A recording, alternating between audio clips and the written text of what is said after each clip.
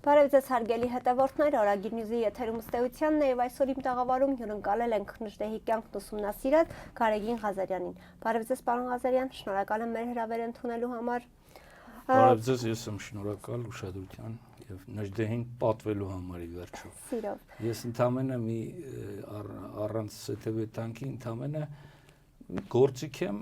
որ պիտի ծառայի Նժդեհի իրական հանրահռչակմանը, իր պատգամների կենսագործմանը։ Եվ այսօր հենց Նժդեհի համար էլ այսպես ասած հավաքվել ենք։ Պարոն Ղազարյան, դեկտեմբերի 2-ին տեղի ունեցած ՄԱԿ-ի ռասայական խտրականության վերացման կոմիտեի 114-րդ նստաշրջանի ժամանակ Հայաստանի հարցով զեկուցող Յունգ Քամջոնը հայտարարել է, որ կոմիտեն տեղեկատվություն է ստացել, որ Հայաստանում այնպիսի անձանց հուշարձաններ կան,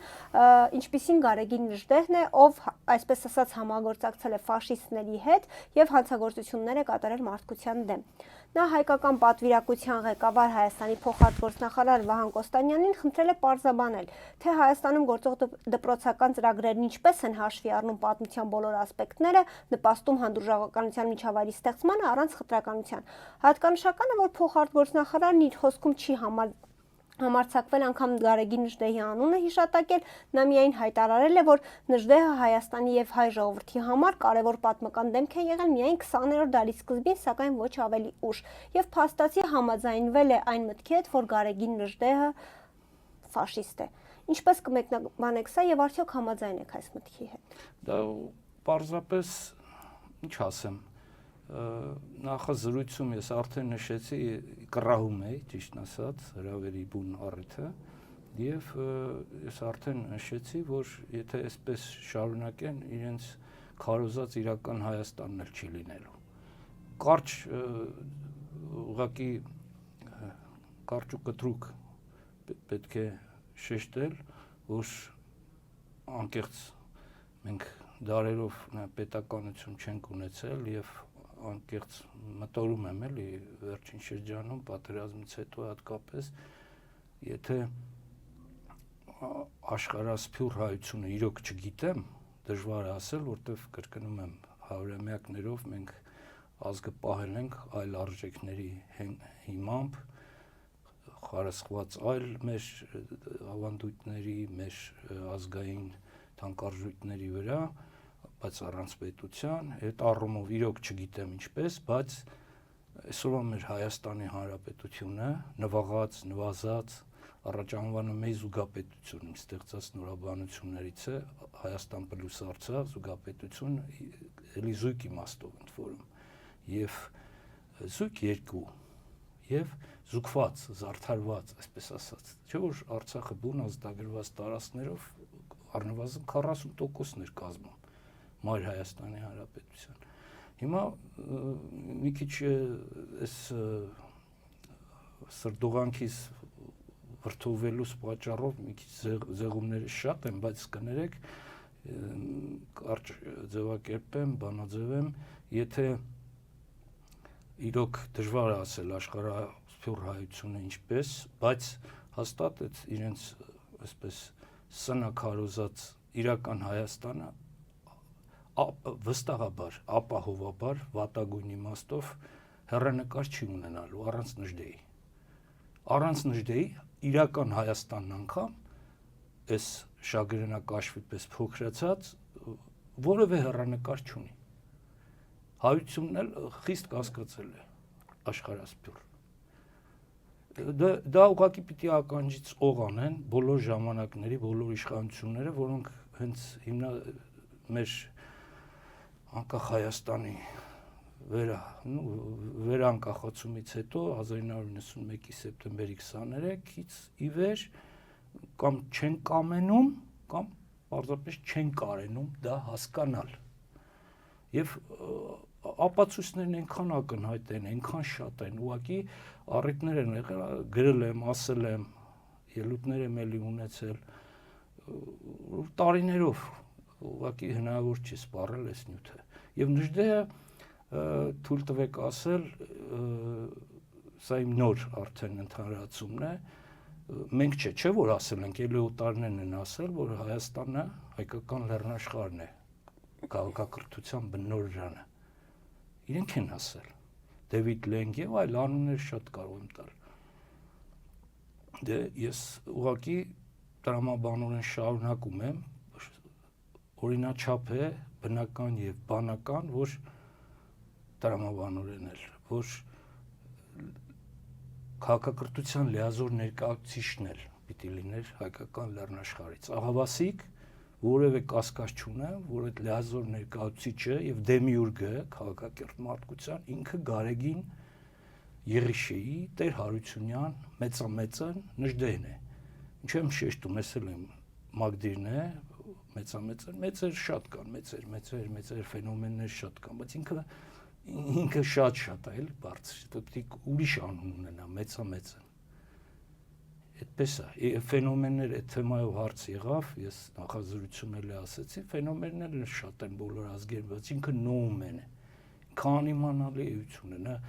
դուք ասացիք ինչպես ներկայացնում, ես հիմա էլ եմ պնդում, որ նժդեհագետ սկզբունքորեն հնարավոր չի լինել, որտեղ տիեզերագետ, տիեզերաբան, այսպեսի չկա էլ այսպեսի համապարփակ բնագավառ, ընդ որում տիեզեր, որ ընդարձակվում է անընդհատ, եւ եթե թույլ տաք վերջին զեղումս քնարական մի քերթված եմ զետեղել մեր հայկազուններ պարբերականում, ուրես Նժդեհ արժեստեղծ, որտեղ էլի համոզված եմ ցավոք, ոչ մեկի եւ ոչ մի բանի կարիքն այնքան մեր ազգը չի զգում, նաեւ մարդկությունը, որքան Գարեգին Նժդեհի։ Անչափազանցորեն։ Եվ թույլ տաք սա էլ ասեմ ու կներեք։ Այս ինչպես ժամանակի, այնպես եւ տարածությամբ մեջ, A. Դու անձամբ մեծանում ես տիեզերքի պես, B. Այբ դու անձամբ մեծանում ես տիեզերքի պես, B. Երկիրից սակայն փոքրանում շագրենակաշվի հանգույն։ Ինչու է այդպես։ Հուսք ամենավերջին հաշվով թողներեն կամ հերքեն չկամներես։ Արցակավն 10 միլիոն հայով բնավ արժանի չենք մենք քեզ։ Միայն քեզ։ Եվ ինչ փոփանքն անիր, որ ողջ մարդկությունն անգամ մանրացող ամենայնիվ տակավին բարեբար չէ քեզ։ Սա հատված։ Պարոն Ղազարյան, այսինքն փաստացի համաձայն չեք այս մտքի հետ, որ դա ֆաշիստ է։ Չափազանց մեղմ եք ասում, ոնց կարելի է, դա ուղղակի պետական հանցագործություն է, հանցագործություն։ Ինչի մասն է խոսք, ուղղակի մարդիկ, չգիտեմ, դա Ադրբեջան, Թուրքիայի կամ չգիտեմ, Ռուսաստանների հետ ինչ հերթական ծանրագույն պահանջն է գաղտնի, որ դա էլ է, հա, երևի խորհրդապահական ինչ-որ պահանջ, որ պիտի դրան էլ ընդառաջեն, որ ասենք այդքան փայփայյալ բաղձալի խաղաղության պայմանագիրը կնքվի, հա, այդպես կարելի է, հա, թերևս մտածել։ Ոնց կարելի է։ Նույն վարչապետը ինքը, գիտեք, մի քանի տարի առաջ ընդամենը այս թեման, որ անընդհատ շարքում են, սկսած 16-ից, երբ որ դրվեց արձանի, դեպ իմ լավ ընկերն է Գագիկ Ստեփանյանը, քանդակագործը, որը Իսրայել արձանել ունի Ջերմուկում եւ այլն, շեղվեմ, ինքը վարչապետը ճիշտ է բավական թույլ փաստարկներով, բայց հիմնավորեց ով է Նժդեհը, Ռուսաստանի կայսրության, նույն որ Ռուսաստանը այսպես դժգոհություն է հայտնում, մեր չափազանց մեղմ ասած, նույն Ռուսաստանի կայսրության սպա է եղել։ 1907-ին հիշեցնեմ, եթե չգիտեն ոմանք, ինքը իր ուսուցիչ Ռոստոմի, Ստեփան Զորյան, Ռոստոմ դաշնակցության համահիմնադիրներից այդ երապետներից իր օգնությամբ իդեպ կիսատ թողնելով այնքան բան կա ասելու կներեք որ մի քիչ այսպես խառնի խորն եմ խոսում ախորն կիսատ թողնելով ուսումը Սանկտ Պետերբուրգի կայսերական համալսարանի իրավագիտության ֆակուլտետում վերադարձավ հայրենիք այդ ծանրագույն վիճակում 5 թվի հեղափոխություն հայ-թաթարական բախումներ այսօր ադրբեջանցի կոչված եւ այլն որ սադրում էր ցարիզմը եւ ոչ միայն Եվ իր ուսուցչի ինքն է անվանում, իր ուսուցչի Ռոստոմի օգնությամբ Բուլղարիայում 2 զինվորական ուսումնարան, առաջին զինվորական կոչումը սպայական ստացել է հենց Բուլղարիայում, ժամանակ այդ հատվածը Բուլղարիայի արդեն անկախ էր, եւ շատ բնորոշ է, որ միակ սպան լինելով, գիտեք, թերևս 12 թվականի առաջին Բալկանյան պատերազմում եւ կամավորական վաշտը հայկական ձևավորվեց, հենց իրեն միակ որպես սպայի իրեն նշանակեցին վաշտի հրամանատար, թեպետ կար ազգի արդեն մեծ հերոս Անդրանիկը եւ այս թեմայով էլ ինչ խնդիրներ են եղել, եւ հաջորդ ինքի կյանքի պես աստանդական զինվորական կոչումներն էլ այդպես սփռված են։ Տարբեր երկրներից է այսպես հավաքել։ 7-ին ուրեմն պոդպորուչիկ Բուլղարիայում, այսինքն կրսել լեյտենանտ, մոտավորապես համարժեքը 1915-ին, ինչու վարչապետն էլ նշեց, մեր այդ ամենաեղերական տարում բուն հայոց ցեղասպանության ստացավ Ռուսաստանի կայսրության պորուչիկի զինվորական կոչում լեյտենանտի։ Ու սպա էր արդեն։ Հետո այդ պայքարել է իհարկե լինելով մասնավորապես մեր մյուս ազգային հերոսի Դրաստամատ Կանայանի գլխավորած կամավորական այն ժամանակ դրուժինաներ են կոչվում ռուսերեն խմբեր, ու գունդ որ ասում են, դա իհարկե չափազանցություն է, դրուժինաներ խմբեր, հետո լուծարեց իր ստեղծած Նիկոլայ II կայսրը իր ստեղծած խմբեր հենց այդպես էլ կոչում է ռուսերենում, ես ունեմ այդ փաստաթղթերի պատճենները, խումբը այդպես էլ գրած է, ինքը լուծարեց ինչպես ստեղծել է, մի խոսքով եղել է նաև օգնականը Դրաստամատ Կանայանի Արևմտյան Հայաստանի բազում նվիրական վայրերի ազատագրում եւ այլ մարտերի են մասնակցել 1919-ին ինքը տեսեք արդեն երկու երկիր 19-ին շտաբս կապիտանի կոչումը ստանում նորանկախ Հայաստանի առաջին հանրապետությունից 20 թվականին փոխգնդապետ մայոր չկար այդ վաշտյանակարգությունում իսկ 21 թվականի ապրիլին Տաթևի Համազանգեզուրյան երկրորդ համագումարում երբ հռչակվեց Լեռնահայաստանը, մինչև այդ իհարկե սպարապետեր եւ ընդ որում սա էլ շեշտեմ անընդհատ այնքան շատ եմ փաստերը շեղվում եմ կներեք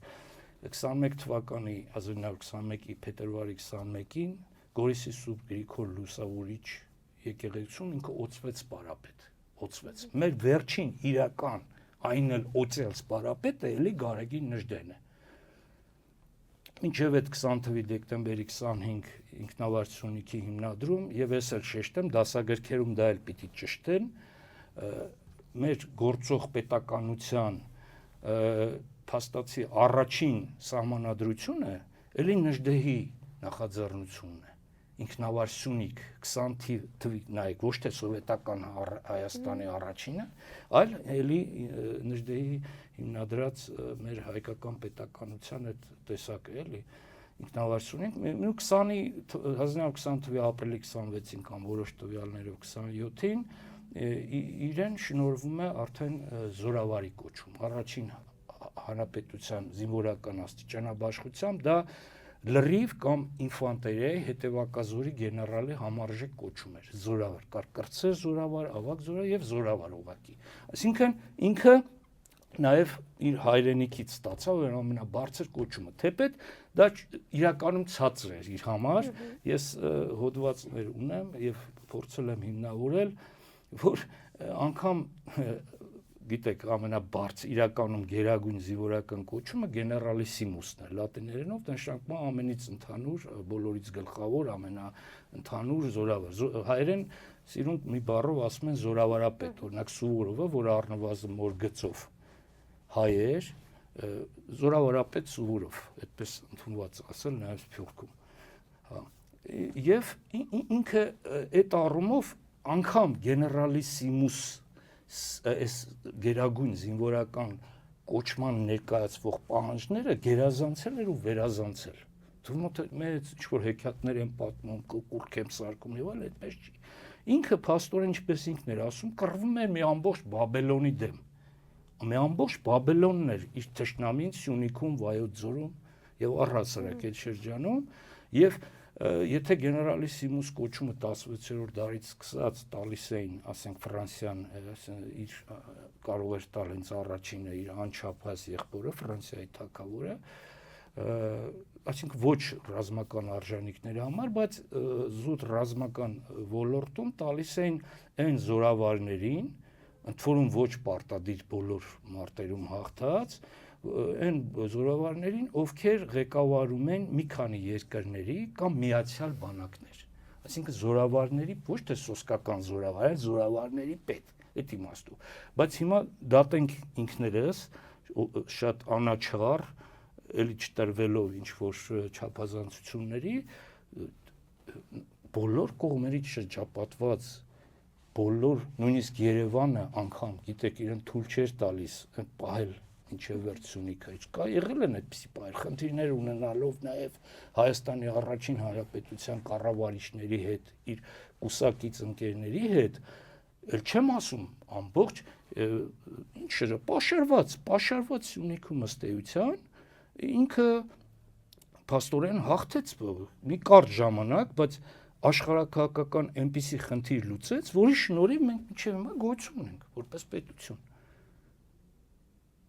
Եվ այդ իմաստով ինքը ասում էր մի ամբողջ Բաբելոն, այսինքն ռուսներ, հրեաներ, թաթարներ, ուկրաինացիներ, կներեք, նաև քաղաքացիական խնդիրներ են, կռիվներ են չի եղել հայի ու հայի միջև։ Թեպետ այդ սուտա, որ ինքը իբր Տաթևի ձորնը բան արել էլ են բոլշևիկ կոչված մարդկանց տասնյակներ այդ դա սուտա հերքել հենց հայ հեղափոխական դաշնակցությունը իր դրոշակում հա բայց եղել են քաղաքացիական բախում մի խոսքով ինքը կռվում էր եւ մի ինչ որ կարճ էական վճռորոշ ժամանակահատվածում հաղթեց ոչ միայն կռվում էր հաղթեց շատ պետությունների ու շատ ազգերի բանակների եթե պարզ ձևակերպեմ ավելին մի եզակի բան որը առիթ եմ ունեցել ասելու 21 թվականի փետրվարի էլի այս օրերին սկզբի 2-3-4 բոլշևիկյան կամ կոմունիստական կուսակցության ներկայացուցիչները սովետականացված Հայաստանի այդ թվում Գրիգոր Վարդանյան եւ շատ հայտնի բավական երկարակյաց խորհրդային Հայաստանի արդարադատության ժողովրդական կոմիսար հետո նաեւ սոցիալիստական աշխատանքի հերոս Արտաշես Կարինյանը եկել են Գորիս համոզում են որը դադարեցնի պայքարը 21 թվականի փետրվարի Լեռնահայաստանի չերոջավ եւ ինքը կտրուկ իհարկե մերժեց որտեղ չէր հավատում եւ իրավացի էր կյանքը ցույց տվեց կրկնում եմ բայց Գարեգին Նժդեհին անհամեմատ մեծ է, քան միայն Սյունիք Վայոց ձորի այս էպոպեան ստեղծողը եւ այս քարտեզի այս հատվածը գրող, այսինքն քարտեզին էլ որ նայում ենք, չէ, վիզն է, առանց որի գլուխը չի լինի։ Մեր վիճակը հիմա իրական այսպես կոչված Հայաստանի այդ տեսքը ունի նորից, ինչպես սովետական Հայաստանում, եւ այդ վիզը կարելի ասել իր առաջնորդությամբ է, չէ՞, դա եղել։ Մի խոսքով կներեք, որ շատ շեղվեցի, ես ինչ վերաբերմունք պիտի ցույց տամ այսքանից հետո։ Ուղղակի կրկնում եմ, որևէ իշխանություն, նույնիսկ հանրապետական կուսակցությունը, որ համապատասխան իրական ունադրական փաստաթղթերում գրում էր դրա մասին, իրականում խորքով, երկայնքով, լայքով, կարճ ձեր ասած ըստ էության, ձեր հաղորդաշարի հարգելի այդ վերնագիրը, ըստ էության այդպես էլ չուզեցին, չկարողացան, չգիտեմ, չարժևորեցին Նժդեհին։ Առիթներ են եղել էլի այդ կծկտուր երկու բառն է որ գրված է որ չարաշահում են նաև այդ աշխարհի այդ ուժերը ոնց մենք թույլ ենք տալիս այդ սև ուժերը փաստորեն անգամ դա շատ է համարվում միշտեր դա ահավոր քիչ է էլի եւ դա ապակողնորոշում է մեր մատաղ սերունդը միայն դա կարդալով չի կարող ճանաչել ով է Նժդեհը ես պնդում եմ էլի եմ ասել որ ինքը մեր բազմահազարամյա մշակույթի, մեր քաղաքակրթության, մեր արժեքների պատմության մեջ ամենահզոր գրող հրապարակախոսն է։ Եվ սրա ապացույցներն էլ դժվար չի տալ։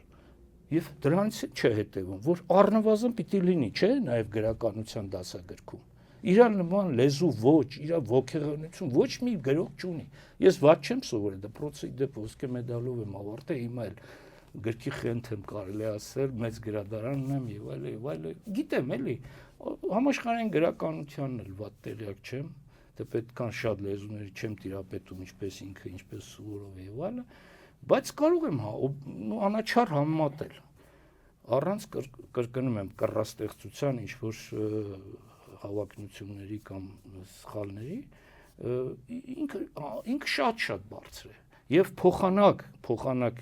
արդեն դուք հասկանում եք իմ եզրակացությունը փոխանակ խորացնելու, մեծացնելու Նժդեհի թեման,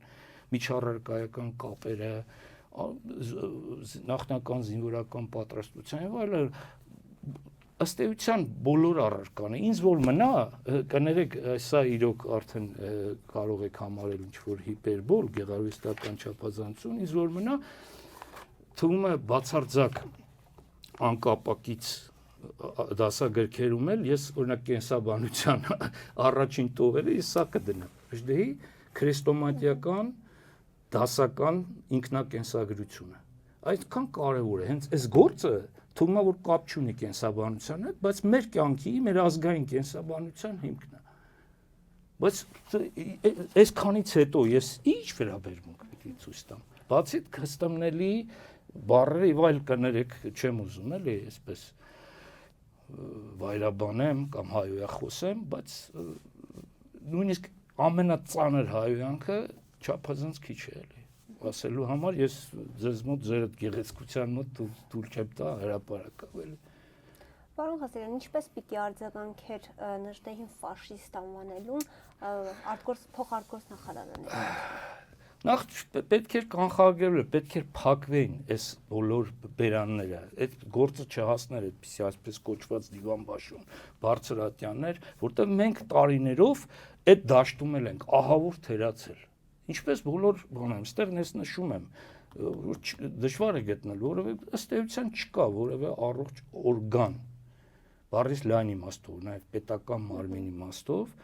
բնական օրգանիզմն էլ ամբողջ պետական օրգանիզմն էլ այդպես է։ Չկա ոլորտ, որ մատնացույց անես, ասենք դրական հեռանկար տեսնելով, շատ եմ ցավում։ Այստեղ էլ այդ քարոզչության ոլորտում, հանրարճակման, դիվանագիտության ասպարեզում եւ այլն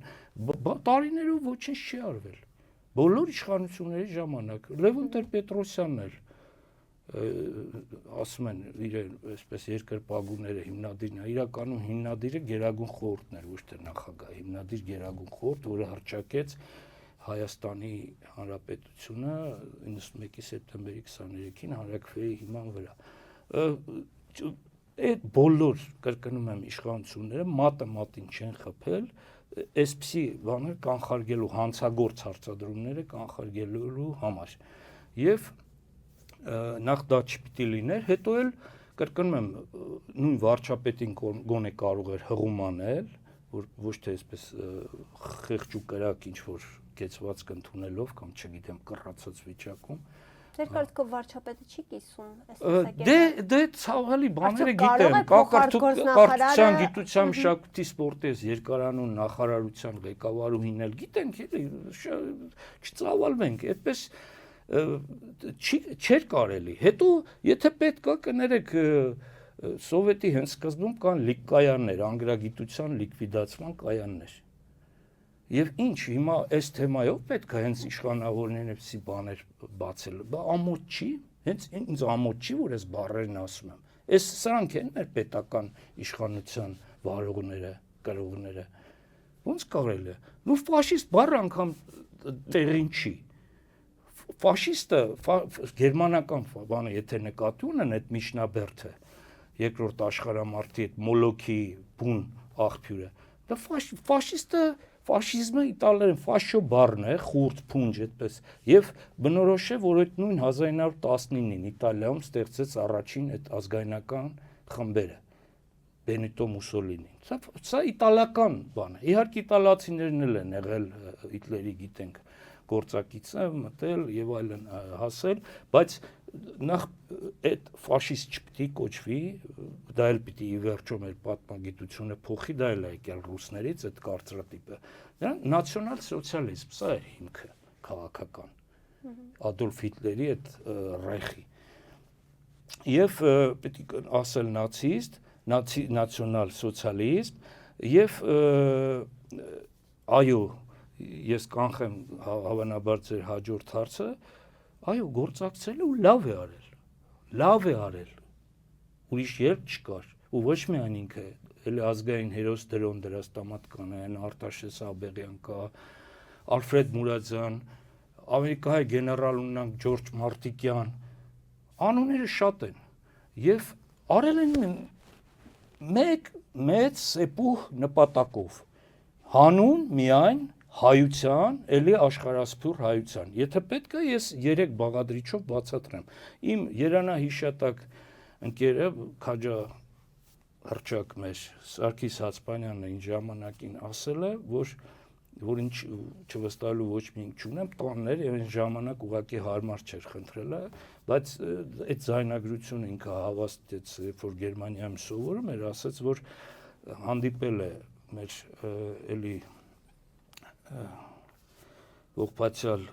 լուսահոգի ակադեմիկոս ցեղասպանագետ Վահագն Տատրյանի հետ եւ նա այդ զայնագրությունը ուղղակի հայտնել, տեղեկացրել, որ ինքն է եղել անձամբ թարգմանիչը։ Գիտությունը նաև մեր պաշտոնական մինչև օրս չի ընդունում, որ Գարեգին Նժդեհը այո հանուն ազգի լավագույն շահերի, ինչպես հիմա մանուկների համար են ասում, հանուն ազգի լավագույն շահերի անձամբ այո հանդիպել է ոչ պակաս Ռայխսֆյուրեր Ադոլֆ Հիտլերի հետ։ Բայց ինչի համար։ Հարցերը շատ են, 3 ասեմ եւ թող դատեք նախ դուք այսօրվա մեր աճող սերունդը եւ նաեւ իշխանավորները փորձեն եզրակացություններ անել, էլի մեղսունակ եզրակացություններ, ոչ թե անմեղսունակ։ Նախ ապացուցում էր, որ արիական ազգը հիմքերը արմատով մենք ենք, հայերն են։ Ճիշտ է, պետականություն չունեն, ցեղասպանություն, նույն բաներ չի ասում 39-ին Հիտլերի խոսքը, որ անգամ բազմաթիվ հոդվածներ ու գրքեր գրվեցին, ով է հիշում հիմա այդ տերմինը չկար, ով է հիշում հիմա հայերի կոտորածը, այսինքն լավ կոտորեք էլի։ Այդքանով հանդերձ եւ այդքանը իմանալով հանդերձ Հիտլերը, որ ինչ ազգի ներկայացուցիչի հետ է խոսում, Բեռլինում հենց այդ մեծ առաջին թեման դա էր, որ եթե ռուս, սլավոն, չգիտեմ, այդ ուրիշ թեմա է, թեպետ հիմա էլ հրեաներ կան, որ ասում են, եթե այդքան հզոր էր, թող մեր շահն էլ պաշտպանել, կար, այսպիսի տեսակետ էլ կա։ Եվ Նժդեհը ասում էր, որ այո, մենք իսկական արիական հիմոց հիմքը մեր հայկական լեռնաշխարհն է, դա հայն է, իր արժեքներով, իր լեզվով եւ այլն։ Մեկ, այսինքն հանգարտ չշփոթեք, ասում եմ հանգարտ չսխալվես, էլի շփոթվես ինչ-որ սխալ բաներ անես, իհարկե քաղաքակիրթ դիվանագիտական ոճով էր դա մատուցում Հիտլերին, այսինքն նախ հիմք ընդունենք, դա ամենակարևորը, դա ողնասյունն է, էլի այս ամբողջ թեմայի, նացիստ, ֆաշիստ գործակցություն եւ այլ այս հիմնաթեմայի։ Երկրորդը, ուրեմն եթե այն ժամանակ դեռ հայտնի չէր երկրորդ աշխարհամարտի ելքը եւ բավական ծավալվել էր Գերմանիան նաեւ սովետական միության տարածքում եւ դժվար էր ասել ինչ էր լինում, մի խոսքով դա էլ չէ պետք է հաշվի առնել, նաեւ վատագույն է տարբերակը, եթե հասներ Կովկաս եւ այլն, դա էլ է խնդիրը դրել Հիտլերի առաջ, որ առանձին ապահով անվտանգությունը, Սփյուռքում ապահովությունը, անվտանգությունը նաև այսպես համազոր է, ապահով հայության համար ապահով կազմավորում պիտի ստեղծվի, եթե անգամ կրկնում եմ, Հիտլերյան Գերմանիան հասնի, նացիստական Գերմանիան հասնի Կովկաս, եւ երրորդը ի վերջո ամեն ինչ արեց, որ մասնավորապես հայ հազարավոր ռազմագերիները, թեպետ ձևականորեն հայկական լեգիոնը ստեղծվեց ստորաբաժանումներով, բայց ամեն ինչ արեց մասնավորապես նաև ինքը դրոյի մյուսների հետ, որ Եվրոպահայությանը վնաս չտան գերմանացիները, որտեղ շատ երկրներ չէ ռազմակալել էին, եւ հատկապես հենց Գերմանիայի սրտում, որ պատրաստում էին տարբեր ազգերի այդ լեգիոնականներին աշխարհամարտում օգտագործելու համար մասնավորապես Ստալինի դեմ սովետական միության ամեն ինչ արեց, որ նրանց գլխի մի մազը չպակասի։ Միթե դա վեհ նպատակ չէր։ Ամեն ինչ արեց եւ շատ-շատերը հետո մեծ ապագա ունեցան, անցան Ամերիկա, իհարկե ովքեր փրկվեցին, այստեղ էլի մի զգալի մասը ցավոք էլի դարձավ ստալինյան բռնաճնշումների զոհը կամ չգիտեմ վիրավորը, Սիբիրները աքսորեցին, թե ինչու է գերինքը, բայց ինքը ինչ հնարավոր էր յուրով սան, իր ուժերի ներածին, իր գիտելիքների, իր հանճարի չափով ամեն ինչ արեց, որ հայությունը նոր զոհեր չտա։ Միթե դա վատ է։ Դա հռետորական կիսագրագետ հարց եմ տալիս։ Եթե սա է գործակցություն, այո, դա միայն պիտի ինչ անել, փառք տալել իրեն։ եւ իր նմաններին, իր համախոհներին։ Պարոն Ղազարյան, խոսվում է դպրոցական ծրագրերի մասին, ի՞նչն է խմբագրելու դասագրքերից։ Դե էլի ակնհայտ է ձեր հենց առաջին հարցադրումից, որ գործը դրան է գնում, կրկնում եմ, բայց թող գոնե ասեն, դա ինչն է ստիպում իրեն, արտաքին ուժերը, սև ու մութ չար, դե իրենց մտածողությունն է այդքան թյուր ու թերի։ Թող գոնե դա ասեն։ Հա ասում եմ, գուցե դա ամենածանր պահանջն է, որ չէ երապարակվել, որ ամեն գնով խաղաղության պայմանագիր կնքվի։ Կարելի է դա գոնե ենթադրել։ Դա ամենածանր սահմանադրության փոփոխումից եւ այլ մյուսներից ավելի ծանր պայման։ Փոխանակ կրկնում եմ, լայնեն Նժդեհի թեման, փոխանակ ըստ արժանվույն հանրահռչակեն, հենց դասագրքերում կրկնում եմ, ինքը միայն պատմության հերոս չի, որ միայն պատմության դասագրքում դնեն։ Ինքը համապարփակ, համակողմանի հանճար է, ինքը ընդարձակվող տիեզերք է, ինչ ասեմ, ուրիշ ազգերը ուղղակի մնում ես ափի բերան էլ, ես զարմացած ոնց կարելի է այս վիճակի հասնել։ Այսպես ասում եմ, իրական Հայաստան էլ չի մնալու, ցավոք, թող լեզուս պապանձվի չի լինելու իրական Հայաստան, եթե այսպես շարունակեն։ Ինքը պետք է զարգանա դասագրքերում, կյանքում, պետական առօրյայում, ամեն ուրեք, հասկանում եք, ես կռապաշտ չեմ, էլի, քավլիցի։ Բայց չեն զգում, իրա կերպարը չեն հասկանում կամ չեն ուզում հասկանալ։ Ինչը խմբագրեն, այդ ձեր ցավը տանեմ, այնտեղ պարզ, չէ, ամբողջ Նժդեհն ախ չկա, Նժդեհի փշուրներն անգամ չկան։ Ընդամենը գրված է, որ հա Սյունիքում Նժդեհի առաջնորդած այս ազատագրական պայքարի շնորհիվ, ասենք Լեռնահայաստան, ինքնավար Սյունիք, Լեռնահայաստան, սովետական Հայաստանի կազմի մեջ մնաց, այդ այսօր երկու մարզերը իդեպ շատ խորհրդանշական է, որ հենց իր առաջնորդած ազատագրած մարզերում այսօր իր աճյուններն են, եւ Վայոց ձորում, եւ Սյունիքում, այնտեղ է իր աճյուններն անթեղված։ Ընդհանրապես սա է գրված, որ առանց այն էլ քիչ է, էլի, չափազանց քիչ է։ Հիմա ինչը խմբագրել, դա էլ հանեն։ Թե պետք է գրեն արդեն երկրորդ աշխարհամարտում, բայց չնայած Նժդեհը սենց թեև մեծ գործ արեց, առաջին աշխարհամարտից հետո ցեղասպանությունից հետո Սյունիքը Վայոց ձորը փրկելով, Լեռնահայաստան ինչ որ պահ ունենալով, բայց երկրորդ աշխարհամարտում հանկարծ Նժդեհի այդ լուսավոր պայծառագույն կերպարը սկսում է խամրել։ Այսպես պիտի խմբագրեն, ինչ պետք է անեն։ Հնարավոր է ամբողջությամբ հեռացնել։ Դա ինչ ասեմ, դրան դժվարանում եմ ինչ բնութագիր տալ, այսինքն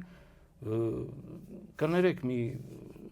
տափակ դարձած այսպես ընդհանուր տեղ կա ջայլամի քաղաքականություն, այսինքն գլուխը բոյով ենք իշխանանում, մենք բոյով մեծամիտ հասկացող ենք համարում, մեծ իշխանություն ունենք եւ այլն, բայց գլուխներս որ խրենք համապատասխան տեղը չենք տեսնել ինչ որ կարևոր բաներ։ Ինչը պետք է խմբագրեն։ Ինչ, ասեմ, կրկնում եմ, երկրորդ աշխարհամարտի թեմայով այսպես պիտի վերապահումներ պետք է անեն, որ թեպետ մեծ էր, եթե իհարկե դեռ մեծությունը առաջ ընդունում են Սյունիքյան հերոսամարտի մասով։ Երկրորդ աշխարհամարտում, բայց այսպեսի ինչ որ իբր սխալ բաներ սկսեց մտածելու անել Նժդեհ։ Դու սատանայի հետ առիթ է եղել եմ ասում, չարքերի, քաչքերի, սատանայի բոլոր տեսակների հետ էլ, այո, պետք է գործակցեր հանուն հայության, որ մի քանի հազար հայ ավել ապրի, երկար ապրի, վերադառնա մայր հայրենիք, որ ի վերջո այդ թեման էլ կար, չէ՞, մեծ հույսեր են փայփայվում, արդեն պատերազմի, արդեն կանխորոշված ելքի ժամանակաշրջանում 44-45-ին ինքը նաև այդ հույսով հանձնվեց այն ժամանակ գեներալ հետո նաև խորհրդային մարշալ Տոլբուխինի զորքերին Բուլղարիայի մայրաքաղաք Սոֆիայում։ Հենց այդ մեծագույն հույսով դա անուշ չէր, դա արդեն նպատակ էր, երազանքել չէր։ Հիմա են որ երազանքի թևերն ուզում են կտրեն, որ մեծ Արարատը, որ ասում է Մասիսը դայակն է հայ հոգու, դրա մասին մի մտածեք։ Չկա այդպիսի բան։ Էդ էլ են, հա, ուզում խմբագրել խոսքերը։ Կարճ ասած, էլի չշեղվեմ, ինքը նաև այդ մեծագույն նպատակով հանձնվեց, որ այս խնդիրը գոնե Ստալինը հասկանա եւ հարմար քաղաքական իրավիճակում լուծվի, այսինքն դուք գիտեք, որ հուսով եմ անգամ Կարսը, Սուրմալուի գավառը, մեր մանը, դա էլ է Արևելյան Հայաստան, չէ՞ որ այդ կազմով մտան Ռուսաստանի կայսրության կազմի մեջ, ոմանք ասում են դա Արևմտյան է, դա Արևելյան Հայաստանի ամենաարևելյան մասն է, հենց այդ օրվա պատմադիվանագիտական փաստաթղթերի լեզվով, էլի,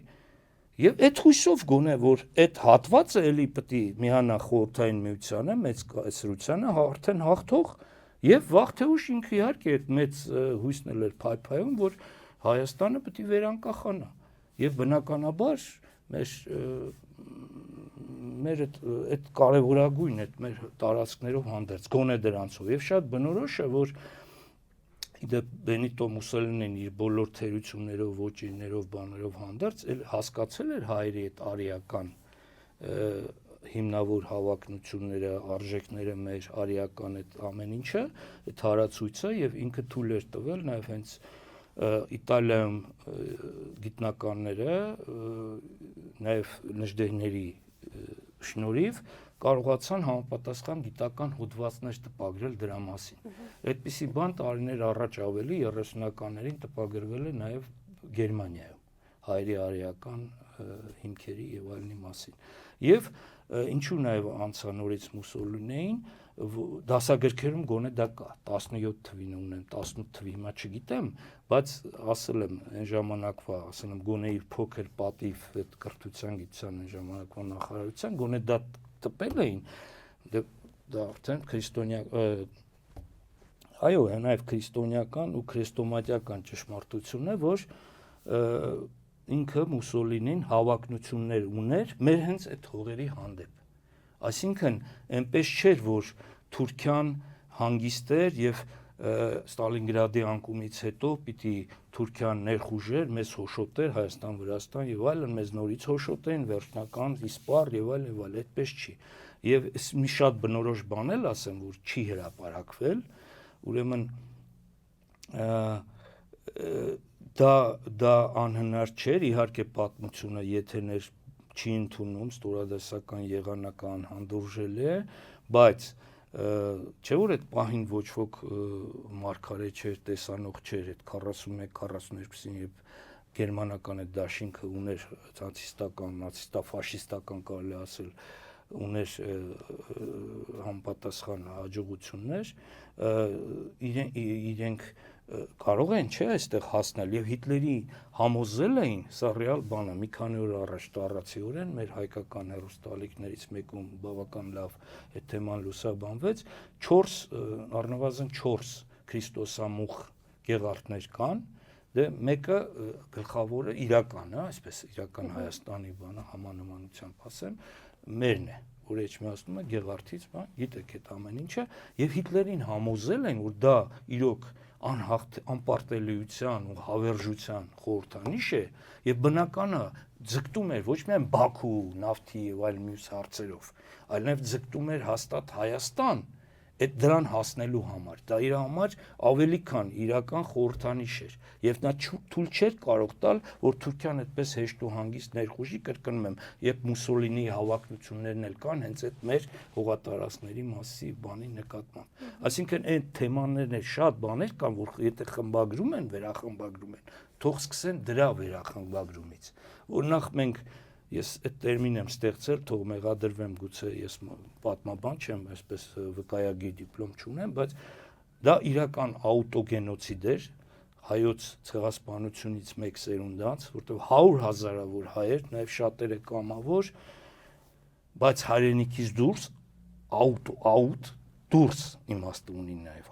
աուտո հունարեն բառն է, գիտեք ավտոմեքենայի աուտն էլ անգլերեն դուրս շատ ու շատ հեռու հայրենիքից դուրս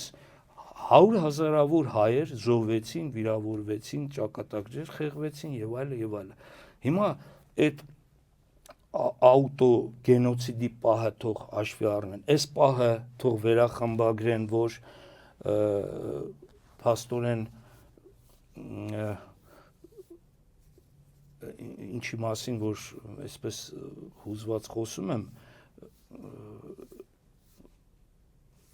Ստալինգրադի անկումից հետո, որ իբր պետք է մտնեն, մեզ հոշոտ էին արդեն մեր արևելքից, արևելյան այսօրվա ողերի հարևանները, իրականում դա էլ այդքան միարժեք չէ։ Կրկնում եմ, նաև այս պատճառներով, որտեղ Հիտլերը շատ մեծ բաղձանք ուներ անձամբ հասնելու Հայաստան եւ այս թեման էլ կարծում եմ հարցարցվել է, ու կրկնում եմ, նաև իր դաշնակից Դուչեն Բենիտո Մուսոլինին պաշտոնական հավակնություններ ուներ։ Այսինքն, երբ որ իրենք արդեն Եվրոպայի եւ աշխարհի, գոնե Եվրոպայում, Ամերիկայի գործոնը հաշվի չառնենք, այդ պահին Չինաստան, Ճապոնիան էլ դեռ շատ հեռու էր, թեպետ էլ իրենց դաշնակիցներ, իրենք, այսինքն աչք ունեն այդ առումով նաև մեր երկրի արժեքների, հողատարածքների բանի նկատմամբ եւ այդպես եթե վերախմբագրում են, թող սկսեն, սա շատ լուրջ խոր թեմա է, ինչքան էլ ես մանրամասն հուզված եմ խոսում հախուռն, էլի, դա պետք է ծանրագույնս եւ առավելագույնս անաչառ փաստաթղթերի վրա խարսխվելով այս թեմաներով մտածեն։ Եվ Նժդեհին կարելի է, եթե Նժդեհյան թեման պետք է վերախմբա, ապա միայն արժանիորեն ծավալելով, մեծացնելով, արժանին մատուցելով, ուրիշ վերախմբագրում անհնար է էլի պատկերացնել։ Ինչու է մեզ այսօր պետք Նժդեհը, պարոն Ղազարյան։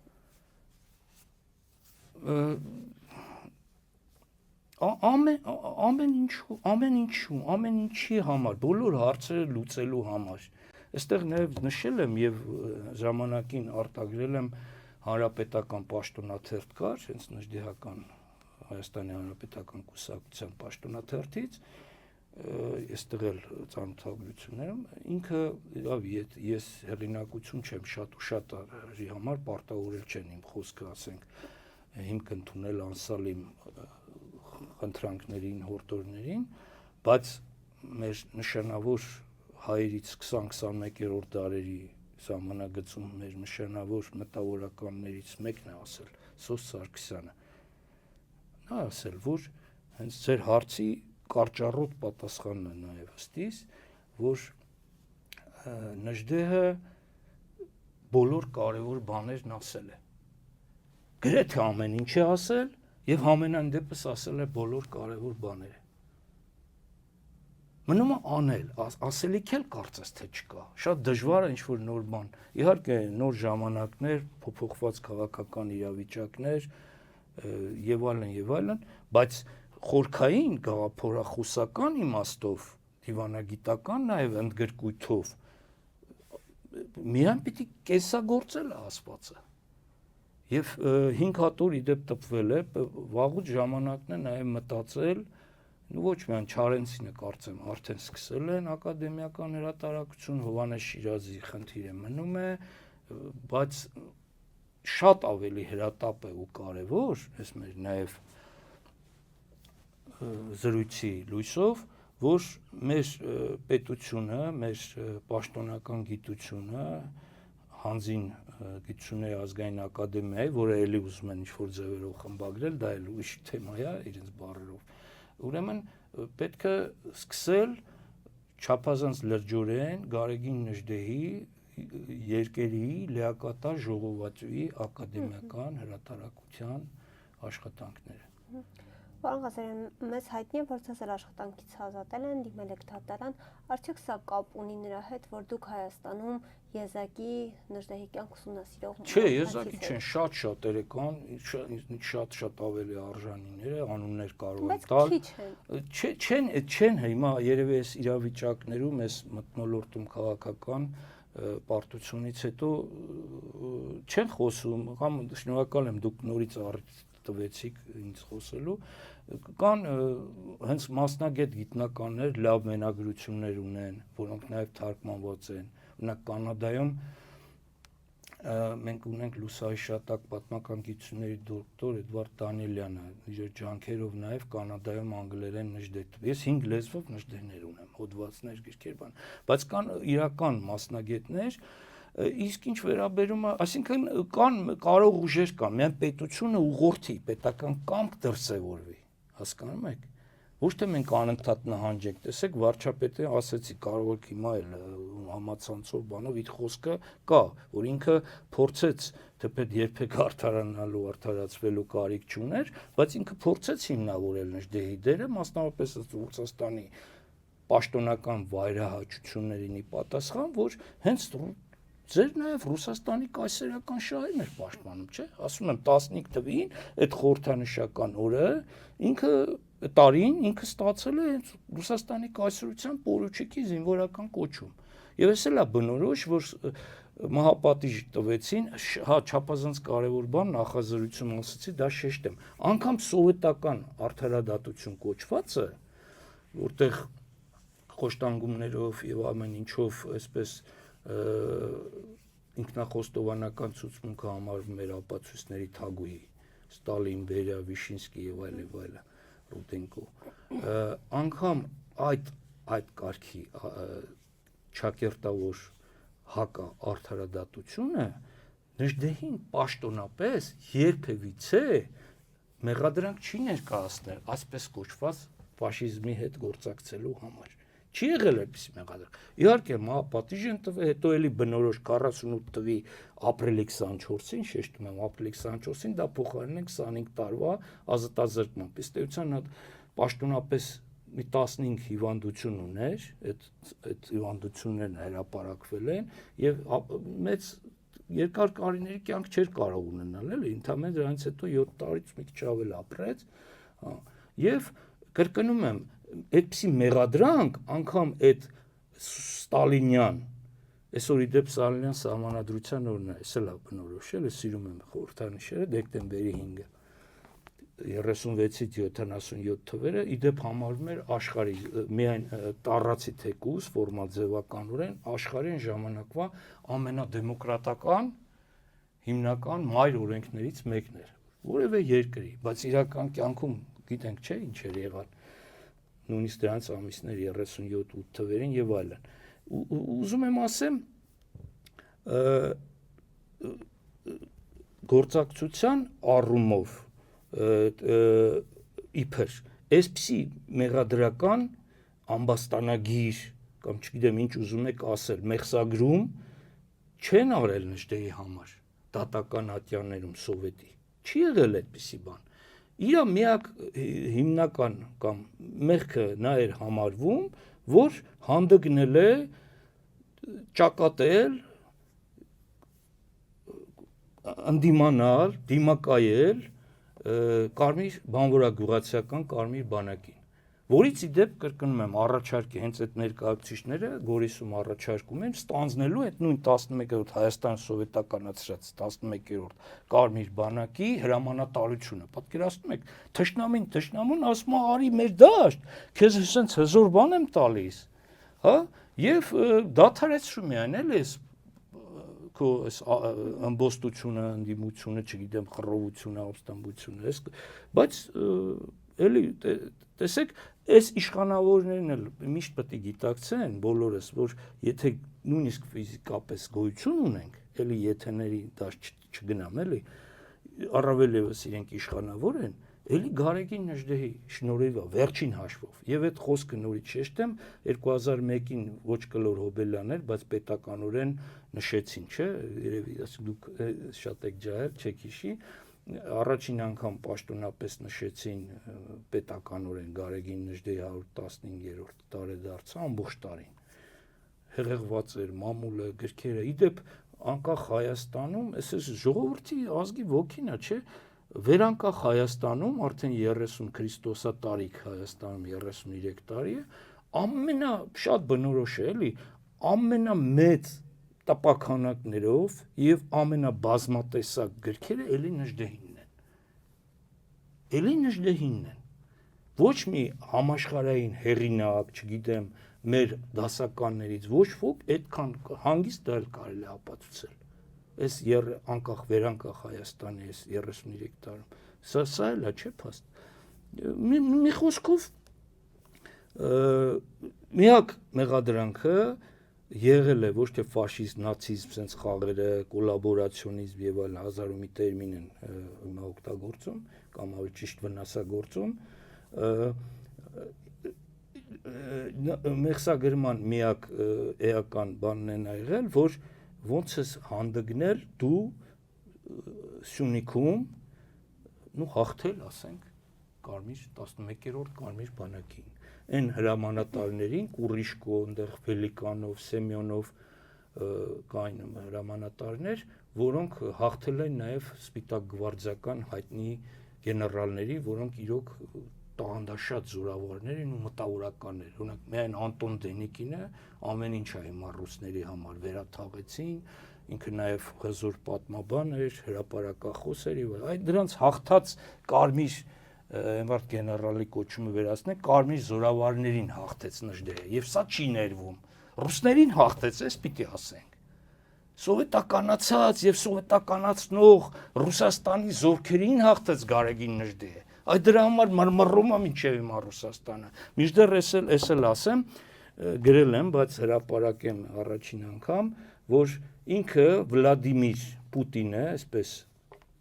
Ռուսաստանի կայսրության այսօրվա ղեկավարն, այս նորացված կայսրության, ինքը պետք է, եթե խիղճ ունի, եթե, չգիտեմ, ուզում է անաչառ դատի պատմության, քաղաքականության, արժեքների եւ արժեքիների մասին, ինքը պետք է որ անսահման հպարտ լինի, որ ավարտել է այն նույն համալսարանի նույն ֆակուլտետը, որտեղ սովորում էր եւ կիսատ թողեց ուսումը Գարեգին մեծամեծն Նժդեհը։ 75-ին է ավարտել Պուտինը այդ նույն Սանկտ Պետերբուրգի համալսարանի իրավագիտության ֆակուլտետը։ Պարոն Ղասարյան, եւ անդրադառնալով իմ հիմնական հարցին, արդյոք ձեզ աշխատանքից ազատելը կապ ունի։ Շնորհակալ եմ, բայց բացարձակ այնքան ցածր է այս իմ անձնական թեման, այս մեծ, այս ցավալի, այս ծանր բաների համեմատ, որ ես չի ուզենա անդրադառնալ, չեմ ուզում կապել դրա հետ, բայց ընդհանուր մթնոլորտը, հասկանում եք, այսպես է, եթե իշխանավորները հենց իմ ոլորտում կրթության, գիտության, չէ՞ որ դուք ասացիք ուզում են ինչ ան, ես անձամբ մի կարևոր նամակ եմ գրել 23 թվական 2023-ի հոկտեմբերի 10-ին, որին նախարարուհին չի էլ բարեհաճել պատասխանել, մինչդեռ ես իրեն նշանակման հենց առաջին օրերին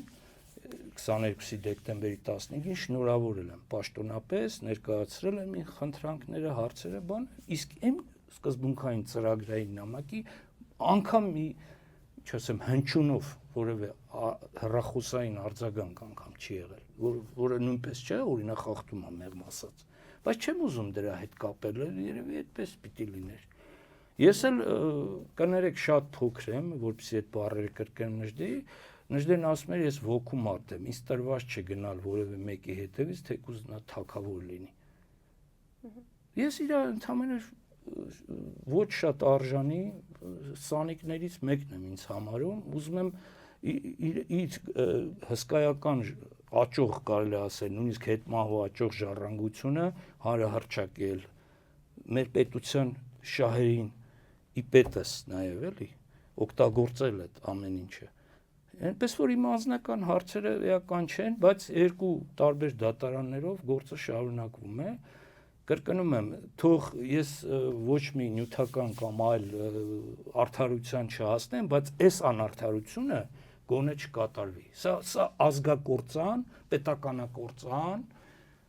ոճրագործություն է։ Բառիս բուն իմաստով իրական Հայաստան անգամ այս համեստ, որ ասում եմ շագրենակաշվի պես փոքրացած, դա էլ չի լինելու։ Նժդեհը միայն զինակիցն է, միայն հովանավորն է, երաշխավորն է հայոց պետականության։ Եվ այս խոսքերն էլ կան, ժամանակին չարեցին, սա հազոր խոսքեր են, այդ չարագուշակ 37 թվին նույն Սոֆիա, որ 7 տարի հետո էսել է բնորոշ հանձնվեց սովետական զորքերին, այն հույսով, որ գա համոզի, որ պետք է արևմտյան Հայաստանին, ու արևելյան Հայաստանի այս հատվածի եւ մնացած հայկական տարածքների հարցը լուծել, այսինքն կպցնել, միացնել խորհրդային միությանը, բայց այդ ատոմային շանտաժ, միջուկային բան, իհարկե կար դա պաշտոնական Ստալին, Մոլոտով եւ այլը, այդ բանը կար, բայց Պոստումի կոնֆերանսում փաստորեն ստիպված չգիտեմ ստիպված են թե ոչ, ընդամենը մի քանի ոչ համարժեք, սա էլի թերում այդ շեղվում եմ, բայց պատմական փաստեր են կարևոր, ընդամենը տվեցին Քյոնիգսբերգին պատմական երկրամասը, որտեղ Կալինինգրադի մարզն է, ստեյության միջատարածք, այլատարածքը կտրված Ռուսաստանից, Կալինինգրադի մարզը գիտեք, եւ ասենք Մեմելի պես, որը այսօրվա Կլայբետանն է, նավահանգիստ։ Այսպեսի խորհրդանշական մի 15000 քանի քառակուսի կիլոմետր ընդամենը։ Մինչդեռ մեր մեծ ամբողջ աշխարհասփյուր հայությունն էր լծվել այդ գործին, ողջևորված, որ երկրորդ աշխարհամարտում հաղթանակից հետո մեծագույն բարեհնարություններ, շանսեր են բացվում այդ հարցը լուծելու համար։ Գոնե մեծ Արարատը, Սուրմանլուի գավառիկ դիրբան, այս արևելյան Հայաստանի գոնե այս արևելյան մասը կրկնում եմ, չգիտեմ հիմա դասագրքերում դա ոնց են գրում, բայց դա էլ արևելյան Հայաստան, արևմտյան չի, պատկերացնում եք, Սարից այն կողմը, Սարից Անդին է արևմտյան։ Գոնե այդ հարցերը լուծվել եւ նժդեհը կրկնում եմ կարող էր ինչպես ինքն է այստեղ գրում օթանավով կարող էր անցնել Ամերիկա այնտեղ էլ շարունակել իր այն հին ցեղակրոնա ուխտերի ստեղծման եւ այլ գործունեություն էլի ազգին շարունակել ծառայել բայց ինքը հանձնվեց միայն այդ մեծագույն նպատակով թեպետ զգում էր նաեւ դրա վտանգներն էլ էր զգում ինքը բայց գնաց այդ մեծագույն ռիսկին, այդ վտանգներին, սպառնալիքին գնաց,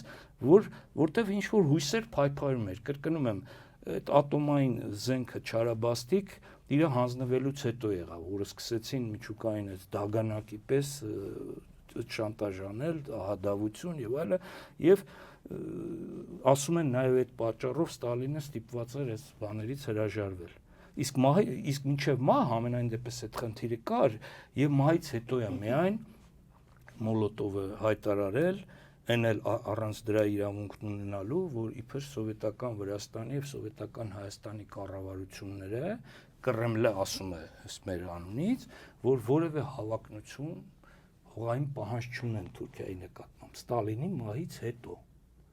53-ի մայիսի 30-ին Այս խոսքն էլ կարդամ կներեք շատ խոսում եմ ուր եւ երբ էլ լռնեմ հավատա իմ ազիզ ժողովուրդ որ արտաքին վտանգներից ժամանակ իմ անհանգիստ հոգին այցի եւ օգնության պիտի փութա իր հայրենի աշխարհին եւ աներևութաբար քո բանակներն առաջնորդե զինվոր զավակը Նժդե 1937 Սոֆիա Ղազարյան Նժդեհի մասին կարող ենք այսպես անverջ խոսել, բայց ամփոփելով մեր զրույցը Հավատում եք, որ Գոյի թատրոնը լուծարվել է Նժդեհի մասին ներկայացման պատճառով։ Գիտեք,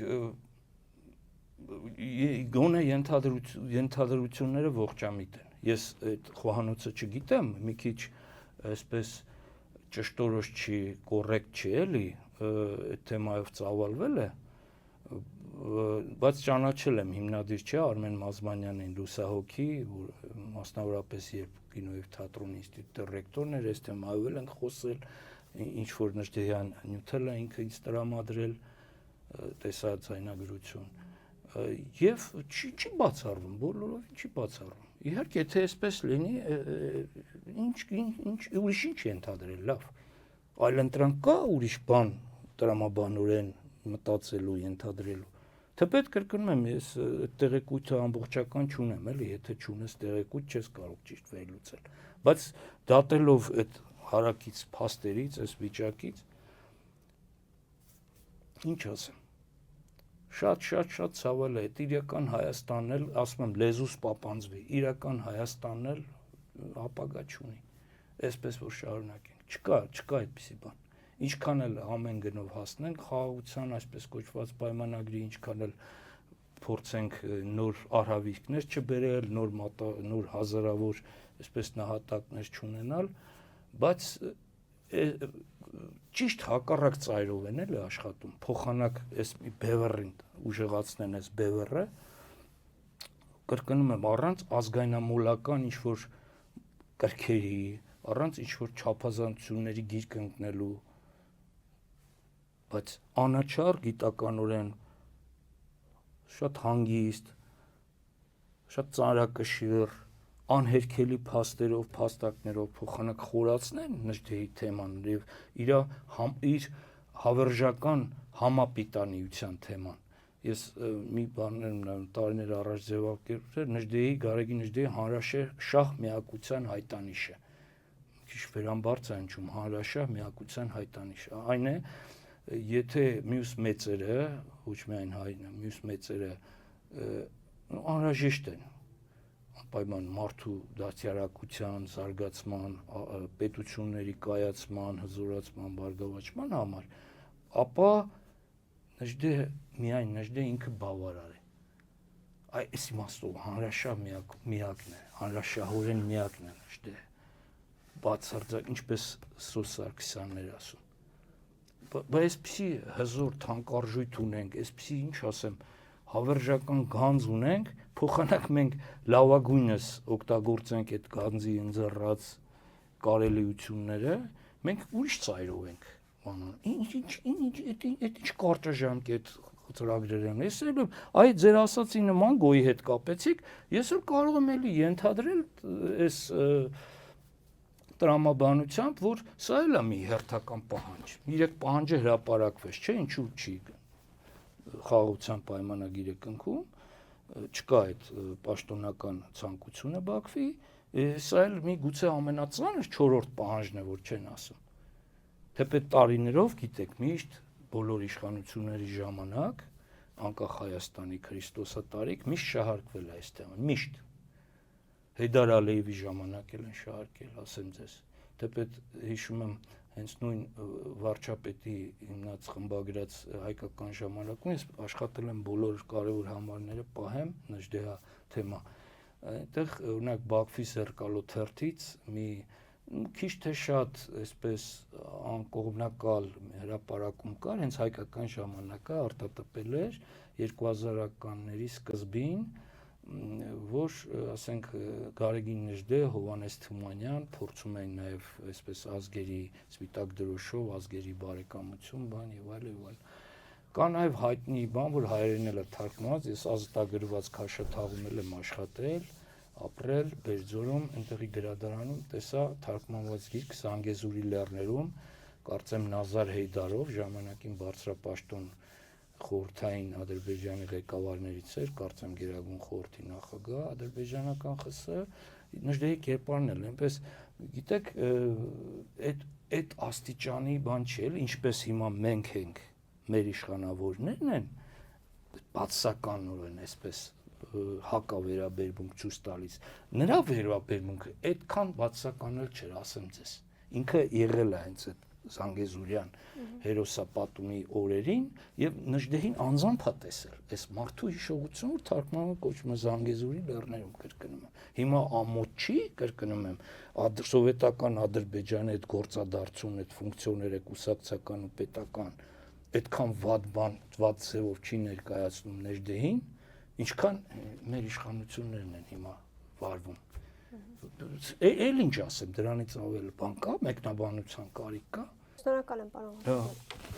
Իմ հյուրն էր Նժդեհի կյանքն ուսումնասիրող Գարեգին Ղազարյանը։ Կհանդիպենք։